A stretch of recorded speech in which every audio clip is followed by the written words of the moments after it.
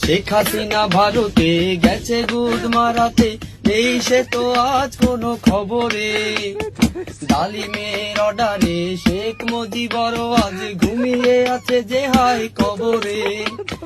তাকে যেন ভালোবেসে আঘাত পেয়ে যে শেষে পাগলা গারদে আছে মমতাজ। কাদিরটা ঢুকছে দুরন্ত ক্যান্সারে, জীবন করেনি তাকে ক্ষমা হয়। ছাত্রলীগের সেই আড্ডাটা আজ আর নেই, আজ আর নেই।